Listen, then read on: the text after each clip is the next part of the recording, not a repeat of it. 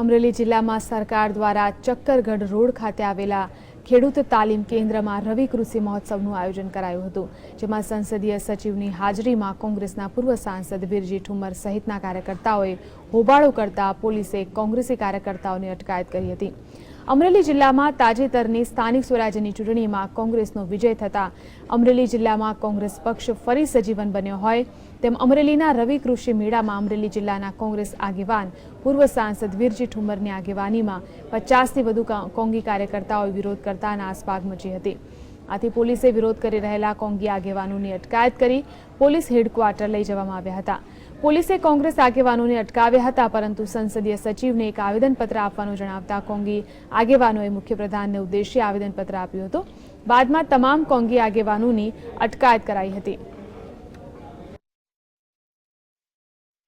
Bharatiya Janata party ભ્રષ્ટાચારમાં રચી છે।